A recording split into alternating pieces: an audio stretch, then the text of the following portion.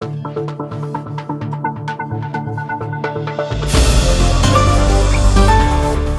Bethel Church family. As some of you heard, the Supreme Court ruled on Friday, February 5th, that the state of California cannot ban churches from meeting indoors. Well, I met with the official board last Sunday, February 7th, and we discussed what this means for us. The official board was unanimous on following the Supreme Court's ruling for indoor seating.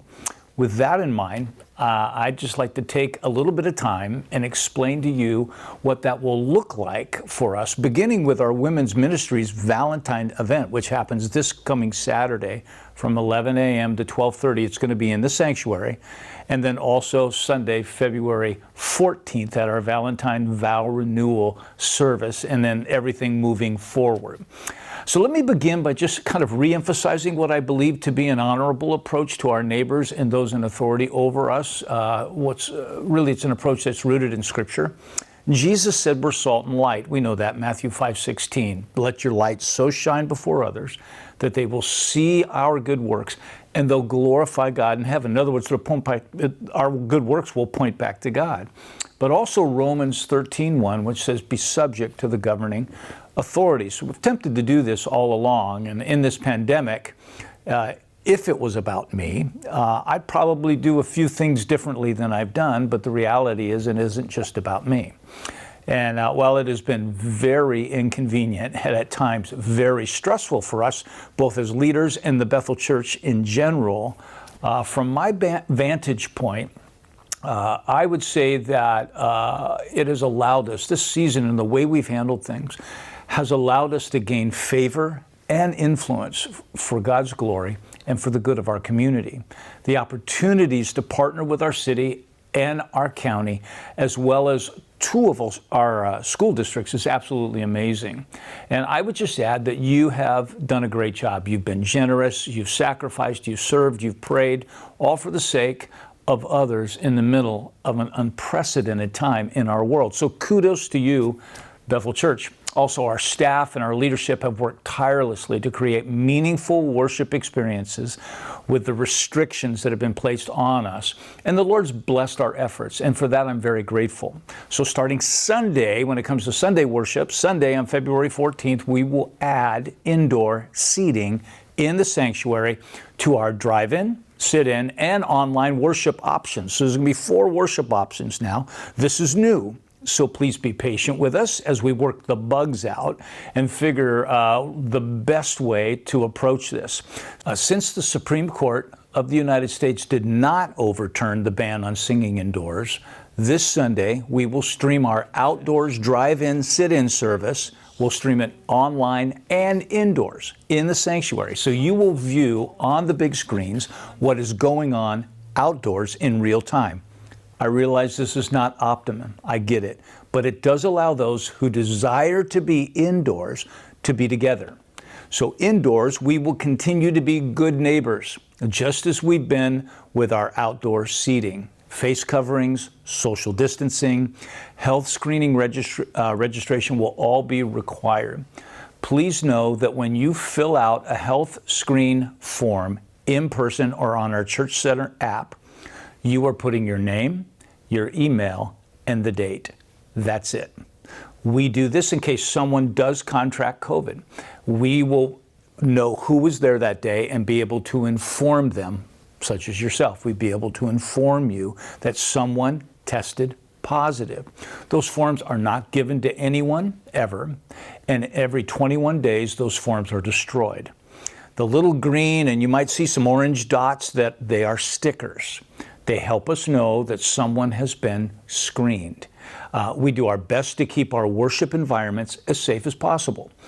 As I've said for months now, that if those in leadership will let us open up, we will show them that we'll do a great job with all of the protocols. This is our chance to be an example of doing it the right way, to be an example.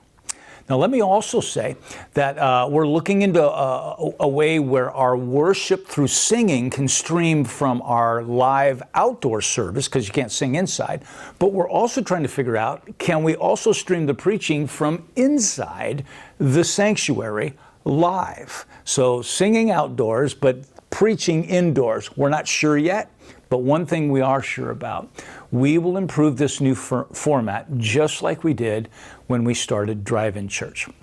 So please be patient, prayerful, and participatory. To move indoors requires additional people, the opportunity to serve others in several ways. Our hospitality team, our wipe down team, which is new. What is a wipe down team? Well, they're people that come in after the service and they actually just wipe stuff down. That will help our facilities people immensely. It's not hard and it's not long, 15, 20 minutes, but it's super important, okay? We continue to need online hosts and media team as well, and those who will help serve kids. These are opportunities to serve during this difficult time. Please go to bethel.org/volunteer to sign up, and we really do appreciate that.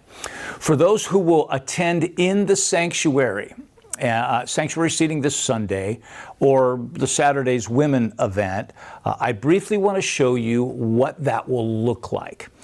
It will be different for now. First, you're going to enter to the health screening tents that are on the outside. They're near the flags to the right, and you can sign in there. Then you'll enter through the right door, nearest to the flags again. Our hospitality team will help you. They'll greet you, they'll say good morning, and help you find a seat. Every other pew will be roped off. Please sit in the open sections only. The open sections only. If you're a family, you can sit close together. Cool. If you are not, please distance 6 feet, and please keep your mask on. Now, the state of California says we are not allowed to sing indoors, but that will not stop our worship. We're going to have worship that you'll be viewing in real time, but also it will give you an opportunity to worship in your heart to the Lord. So it's not going to stop us from worship, even though we can't vocalize our worship. And the reason we do this is because the Lord is worthy of our worship, whether we have a mask on or not. When the service is over, the hospitality team will show you where to exit. And there will also be an offering box. If you've bought your tithes or missions or heartbeat offerings, you can drop those off as well. One day, we will look back on this and we'll wonder, how did we ever get through all that? Well, the answer is always the same.